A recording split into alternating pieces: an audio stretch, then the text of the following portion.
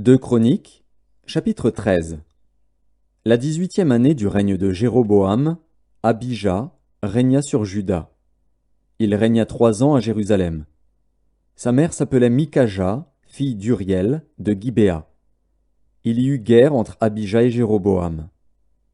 Abija engagea les hostilités avec une armée de vaillants guerriers, 400 000 hommes d'élite. Et Jéroboam se rangea en bataille contre lui avec 800 000 hommes d'élite, vaillants guerriers. Du haut du mont Tsémaraïm, qui fait partie de la montagne d'Éphraïm, Abija se leva et dit : Écoutez-moi, Jéroboam et tout Israël. Ne devez-vous pas savoir que l'Éternel, le Dieu d'Israël, a donné pour toujours à David la royauté sur Israël, à lui et à ses fils, par une alliance inviolable ? Mais Jéroboam, fils de Nebat, serviteur de Salomon, fils de David, s'est levé et s'est révolté contre son maître. Des gens de rien, des hommes pervers, se sont rassemblés auprès de lui et l'ont emporté sur Roboam, fils de Salomon. Roboam était jeune et craintif, et il manqua de force devant eux.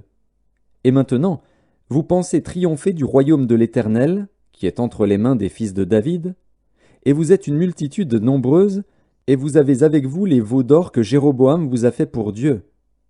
N'avez-vous pas repoussé les sacrificateurs de l'Éternel, les fils d'Aaron et les Lévites, et ne vous êtes-vous pas fait des sacrificateurs comme les peuples des autres pays ? Quiconque venait avec un jeune taureau et 7 béliers, afin d'être consacré, devenait sacrificateur de ce qui n'est point Dieu. Mais pour nous, l'Éternel est notre Dieu, et nous ne l'avons point abandonné. Les sacrificateurs au service de l'Éternel sont fils d'Aaron, et les Lévites remplissent leurs fonctions. Nous offrons chaque matin et chaque soir des holocaustes à l'Éternel, nous brûlons le parfum odoriférant, nous mettons les pains de proposition sur la table pure, et nous allumons chaque soir le chandelier d'or et ses lampes. Car nous observons les commandements de l'Éternel, notre Dieu. Et vous l'avez abandonné. Voici, Dieu et ses sacrificateurs sont avec nous, à notre tête, et nous avons les trompettes retentissantes pour les faire résonner contre vous. Enfants d'Israël, ne faites pas la guerre à l'Éternel, le Dieu de vos pères, car vous n'auriez aucun succès.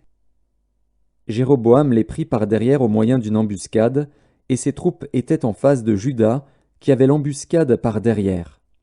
Ceux de Juda s'étant retournés eurent à combattre devant et derrière. Ils crièrent à l'Éternel, et les sacrificateurs sonnèrent des trompettes. Les hommes de Juda poussèrent un cri de guerre, et, au cri de guerre des hommes de Juda, l'Éternel frappa Jéroboam et tout Israël devant Abija et Juda. Les enfants d'Israël s'enfuirent devant Juda, et Dieu les livra entre ses mains. Abija et son peuple leur firent éprouver une grande défaite, et 500 000 hommes d'élite tombèrent morts parmi ceux d'Israël. Les enfants d'Israël furent humiliés en ce temps, et les enfants de Juda remportèrent la victoire, parce qu'ils s'étaient appuyés sur l'Éternel, le Dieu de leur père.